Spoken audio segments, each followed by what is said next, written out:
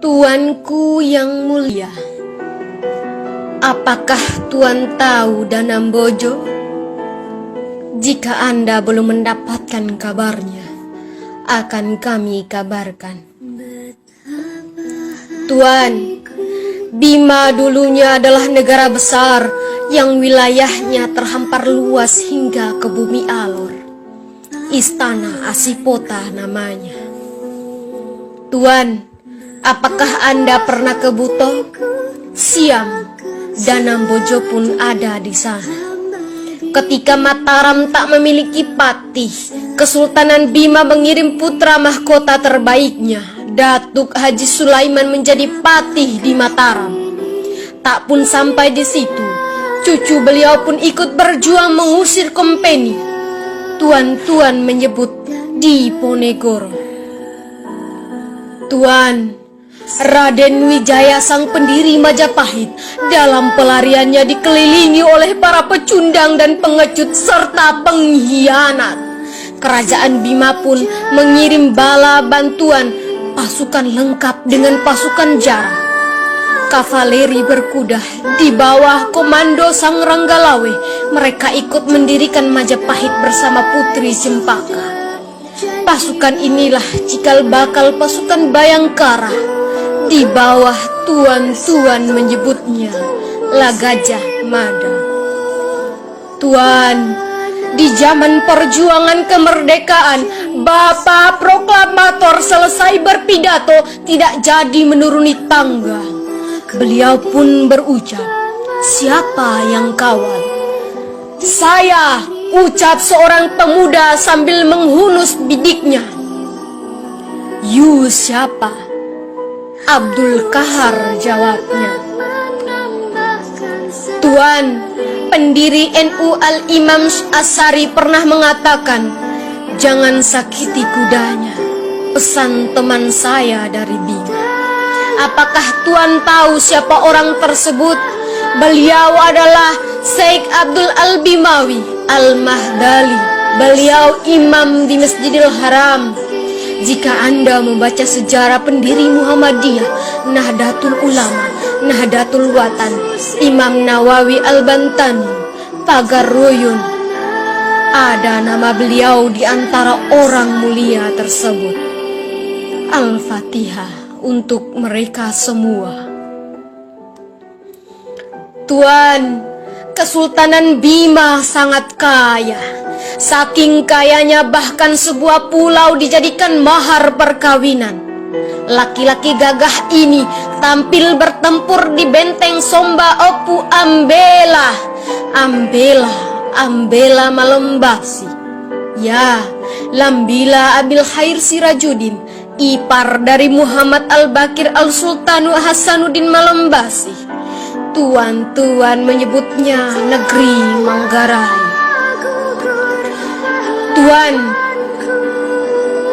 geografis Bima sangatlah luas. Saking luasnya, saat arus surut orang-orang Sape dan Bajo meluncur dari Ngisanae, Rinca, Kelor, Kukusan, Komodo.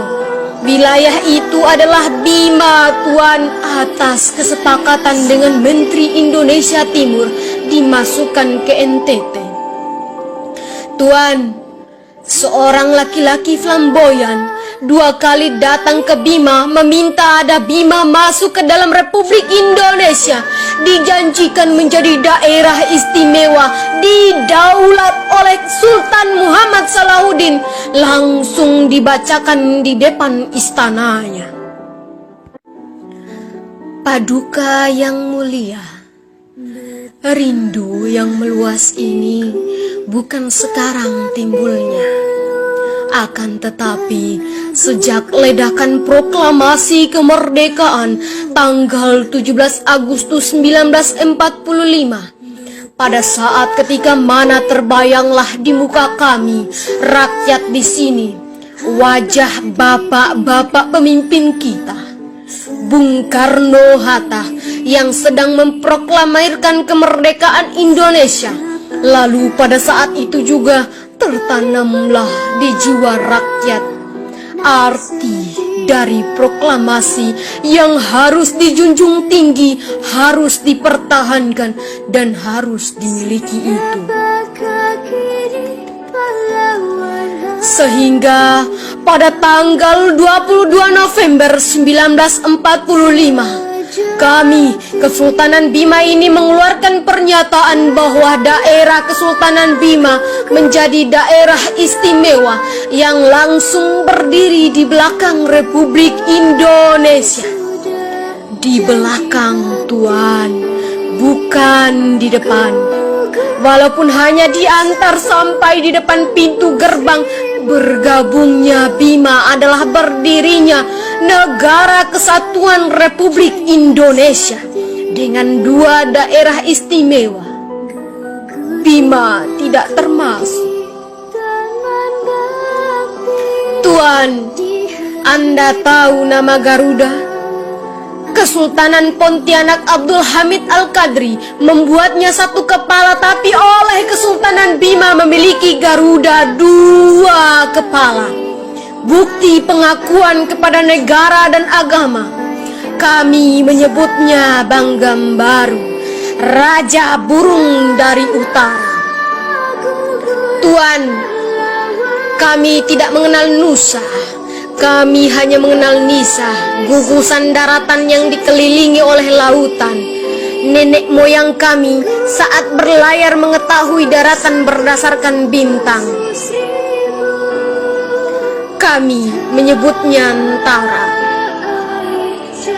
Kami membidiknya menggunakan biduk kapal dengan tara. Daratan itu disebut Nusantara, negeri yang dinaungi oleh bintang. Kami tak perlu lagi membuka Atlantis. Tuan, mempelajari suatu negeri, belajarlah sejarah dan peradaban. Danambojo, Danambari, Danambojo, Dananambari, Danambojo, Danamambari.